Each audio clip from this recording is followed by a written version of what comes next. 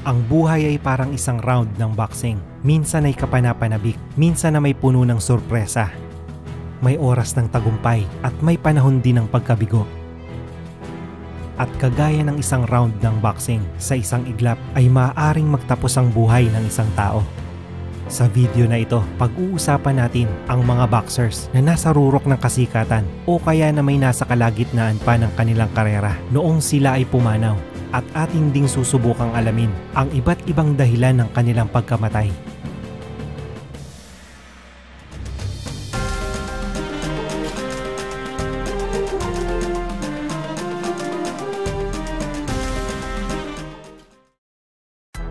Pinanganak noong January 26, 1959 sa Santiago, Mexico si Salvador Sanchez. Taong 1975, sa edad na 16 ay sumabak sa pro boxing si Sanchez bilang isang bantamweight. Isang boxing prodigy na mayroong pambihirang boxing skills. Agad na lumikha ng pangalan si Sanchez sa mundo ng boxing. Nakapagtala ng sunod-sunod na panalo si Sanchez at noong 1980, dinurog niya ang kinakatakutang knockout artist na si Danny Lopez at kanyang nasungkit ang WBC at The Ring featherweight titles.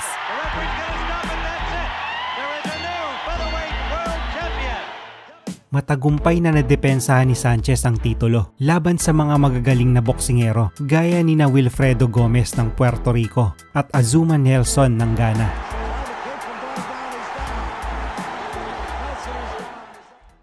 Tatlong linggo matapos ang panalo niya laban kay Nelson, habang naghahanda para sa kanyang susunod na laban, nabangga sa isang truck ang minamanehong sports car ni Sanchez sa kahabaan ng isang highway sa Mexico. Binawian ng buhay si Sanchez noong August 12, 1982 sa edad lamang na 23. Hawak pa niya noon ang WBC featherweight title at may record na 44 wins, 1 loss at 1 draw. Ikinagulat nga ng boxing world ang maagang pagpanaw ni Sanchez. Dahil dito ay hindi na nasaksihan ng mundo ang full potential ni Sanchez sa boxing at kanyang posibleng super fight laban sa isa pang boxing great na si Alexis Arguello ng Nicaragua.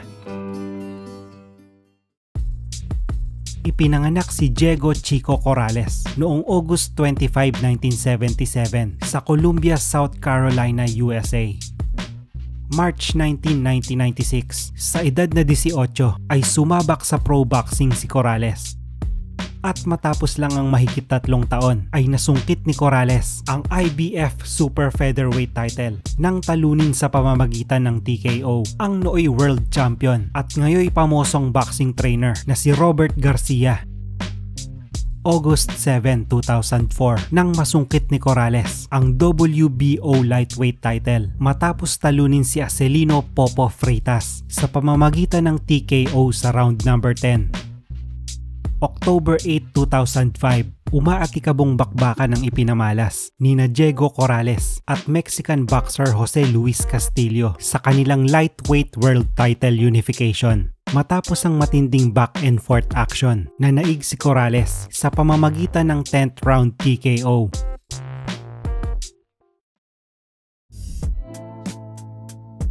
Saktong 2 taon nang lumipas matapos ang labang ito, isang malungkot na balita ang gumulat sa boxing world nang masawi sa isang aksidente si Corrales malapit sa kanyang bahay sa Las Vegas. Sumalpok ang kanyang sinasakyang motor sa likod ng isang kotse at dahil dito tumilapon sa ere si Corrales. Matapos nito'y isa pang sasakyan ang nakatama sa kanya. Idineklarang dead on arrival sa ospital ang 29 anyos na si Corrales at kinalaunay na pag-alamang lasing ang boksingero nang maganap ang aksidente. Nagtapos ang boxing career ni Corrales sa record na 40 wins, 33 by knockout at 5 losses. Ipinanganak sa Gangwon Province, South Korea si Duk Koo Kim noong July 29, 1955. Laki sa hirap si Kim, kaya naman pinasok niya ang iba't ibang uri ng trabaho sa Korea gaya ng pagiging tour guide at paglilinis ng sapatos. Taong 1976 nang makahiligan ni Kim ang pagbaboxing. Matapos makapagtala ng 29 wins and 4 losses na amateur record, pinasok ni Kim ang mundo ng pro boxing. 자, 지금 기가 막힌 랩트 더블을 적중을 시켰어요. Makalipas lang ang halos 4 na taon, nabigyan ng title shot si Kim laban sa nooy WBA lightweight champion na si Ray Boom Boom Mancini. Ilang araw bago ang naturang laban, isinulat daw ni Kim ang mensaheng live or die sa lampshade ng kanyang tinutuluyang hotel sa Las Vegas. November 13, 1982, nang magkasagupa ang dalawa sa Caesars Palace Hotel sa Las Vegas. Umaatikabong toe-to-toe action ang ipinamalas ng dalawa sa boxing ring.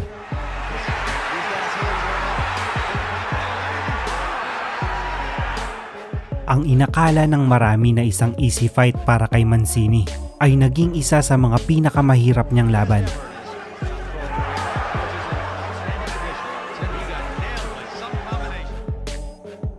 Ngunit sa mga later rounds ay umarangkada na ng husto ang kampyon. Kahit nabubugbog ay kita pa rin ang katapangan at determinasyon ng Koreano. Sa panimula ng round 14, agad na sinugod ni Mancini si Kim upang magpakawala ng barrage of punches. Patihayang bumagsak ang Koreano sa lona. Pinilit nitong makatayo, ngunit sapat na ang nakita ng referee na si Richard Green upang ihinto ang laban. Nagwagi si Mancini via TKO sa round number 14.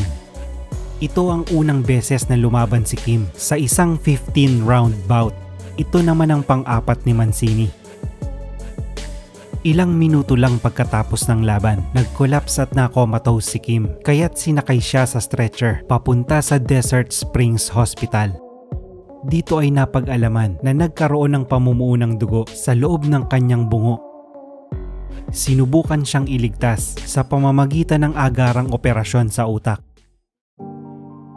Ngunit binawian ng buhay si Kim makalipas lang ang 5 araw pagkatapos ng laban. Opisyal na idineklarang patay si Kim noong November 18, 1982.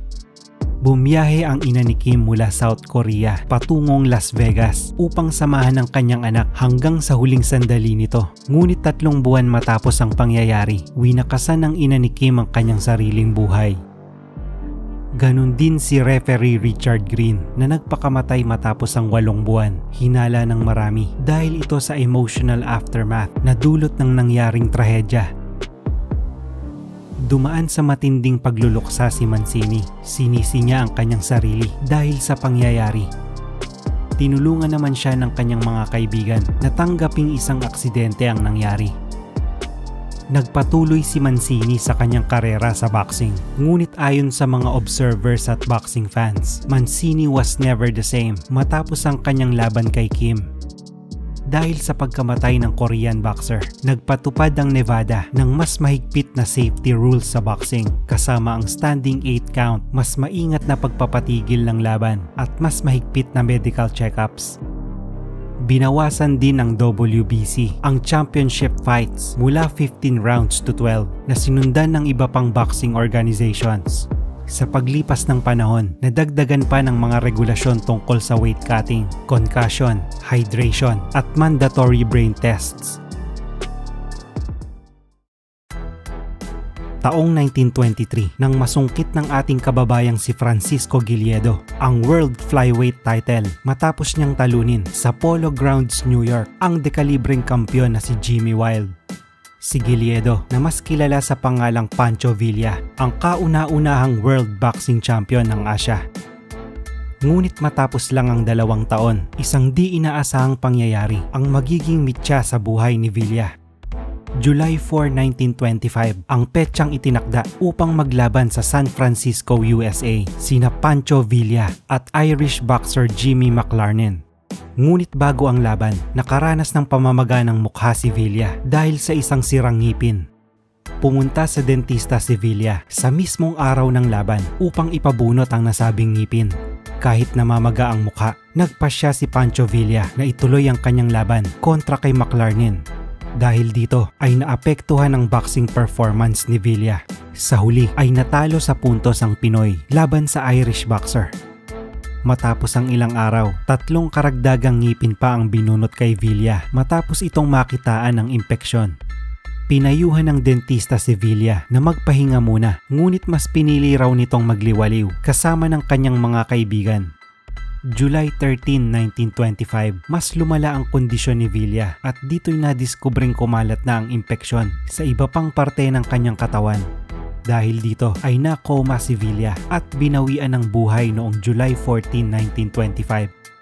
Inilibing ang mga labi ni Pancho Villa sa Manila North Cemetery noong August 1925. Hindi na nga nasaksihan ng boxing world ang full potential ni Pancho Villa dahil sa maagang pagpanaw nito sa edad lamang na 23. Ipinanganak sa Merida, Venezuela noong December 3, 1981 si Edwin El Inca Valero. Gumawa ng ingay sa mundo ng boxing si Valero noong 2000s dahil sa kanyang pambihirang knockout power. Taong 2006 nang kanyang mapanalunan ang WBA Super Featherweight title laban kay Panamanian boxer Vicente Mosquera. Nuevo campeón, ganó Valero.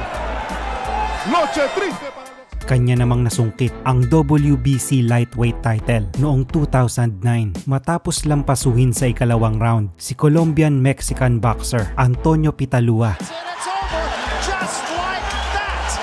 Tila nasa tuktok na nga ng boxing world ang knockout artist na si Valero. Ngunit noong April 18, 2010, naging laman ng mga balita ang nooy WBC lightweight champion. Ayon sa mga ulat, pinaslang ni Valero ang kanyang asawa. Natagpo ang may 3 saksak ang katawan nito sa loob ng isang hotel sa Valencia, Venezuela. Dinakip ng mga pulis si Valero na siya namang umamin sa kanyang nagawang krimen. Kinabukasan, matapos siyang dalhin sa kulungan, natagpuan si Valero na nakabitin sa loob ng kanyang selda gamit ang kanyang sariling pantalon. Nagtapos ang buhay ni Valero sa edad na 28 at sa boxing record na 27 panalo at walang talo. Lahat ng kanyang mga panalo ay nagtapos sa pamamagitan ng knockout. Maagang ang nagtapos ang kwento ni Valero sa boxing. Hindi na rin nasaksihan ng mundo ang isa sa mga pinaka-intriguing match-up noong mga panahong yon. Ito'y sa pagitan ni Valero at boxing legend Manny Pacquiao. June 23, 2001, nasungkit ni Agapito Sanchez ng Dominican Republic ang bakanteng WBO Super Bantamweight title matapos niyang i-knockout si Jorge Monsalvo sa ika-7 round. Matapos ang ilang buwan, sinagupa ni Sanchez si boxing legend Manny Pacquiao. Isang matinding slugfest ang naganap sa boxing ring. Na-retain ni Sanchez ang kanyang titulo nang matapos sa tabla ang kanilang laban. Ngunit umani ng batikos si Sanchez dahil sa mga dirty tactics nito laban kay Pacquiao. Pagkalipas ng halos 4 na taon, nabaril si Sanchez ng kanyang nakaalitang off-duty Air Force Sergeant sa isang local bar. Nagtamo ng tama ng bala sa tiyan si Sanchez at sa edad lamang na 35, binawian ng buhay ang boksingero sa ospital. Ilang oras lamang ang lumipas matapos siyang operahan. Hinatulan ng 15 taong pagkakakulong ang Dominican Sergeant na nakabaril kay Sanchez. Nariyan din ang kwento ng nooy World Middleweight Champion na si Stanley Ketchel na pinaslang at ninakawan ng isang trabahador ng isang ranch sa Missouri noong 1910. Ayon sa mga ulat, sinita ni Ketchel si Walter Dipley dahil sa pananakit nito sa isang kabayo. Ngunit hindi ito nagustuhan ni Dipley, kaya't binaril niya ang middleweight champion. Nasawi si Ketchel sa edad na 24, hinatulan ng habang buhay na pagkakakulong si Dipley, ngunit pinalaya rin matapos ang 23 taon. Isa sa mga pinakakinatakutang boksingero sa kasaysayan, si Sonny the Big Bear Liston. Naging World Heavyweight Champion si Liston noong 1962 matapos niyang talunin si Floyd Patterson via first round knockout. Ngunit noong December 30, 1970, natagpo ang wala ng buhay si Liston sa kanyang tahanan sa Las Vegas sa edad na 40. Iniulat na drug overdose ang naging sanhi ng kanyang pagkamatay. Ngunit dahil sa kakulangan ng malinaw na ebidensya, maraming haka-haka ang naglitawan gaya ng koneksyon ni Liston sa isang organized crime. Hanggang ngayon ay nababalot pa rin ng misteryo ang pagkamatay ng dating World Heavyweight Champion. Taong 1947, gabi bago ang laban ni Sugar Ray Robinson, di umano'y napaniginipan daw niya na mapapaslang daw niya ang kanyang katunggali na si Jimmy Doyle. Sobrang makatotohanan daw ng kanyang panaginip kaya't nahirapan siyang makatulog. Ayaw na rin daw ituloy ni Robinson ang laban dahil sa takot na baka magkatotoo ang kanyang panaginip. Ngunit hindi ito pinahintulutan ng mga promoters ng laban. Dumating ang araw ng kanilang pagtutunggali at ang panaginip ni Robinson ay tuluyang nauwi sa bangungot. Round number 8, bumagsak si Doyle mula sa isang malakas na left hook na pinakawalan ni Robinson. Sa tindi ng bagsak ni Jimmy ay makailang beses tumalbog ang ulo nito sa sahig. Sa kasamaang palad ay hindi na nakabangon si Jimmy kaya't agad siyang dinala sa ospital. Subalit di na siya muling nagising pa. Ang insidenteng sinapit ng 22 anyos na si Jimmy Doyle ang kauna-unahang pagkamatay ng isang boksingero sa isang championship fight. Inilaan ni Robinson ang mga kinita niya sa 4 na mga sumunod niyang laban para sa magulang ni Jimmy. Ang perang ito ay upang ituloy ang naudlot na pangarap ni Jimmy na maibili ng sariling tahanan ang kanyang mga magulang. Sa kasamaang palad, ilan din sa ating mga kababayang boksingero ang binawian ng buhay matapos magtamo ng injuries sa itaas ng ring. Kagaya ng kaibigan ni Manny Pacquiao na si Eugene Barutag na nag-collapse sa kanyang corner matapos ang isang matinding 8-round boxing match noong December 9, 1995. Nariyan din ang malungkot na istorya ni na Eman Juarez, Lito Cisnorio at Kenneth Egano na binawian ng buhay matapos magtamo ng mga head at brain injuries. Ilan lang sila sa mahabang listahan ng mga boksingerong maagang nagtapos ang buhay. Marami sa kanila ang nagbigay inspirasyon at karangalan. Ang ilan naman ay nag-iwan ng matinding sugat.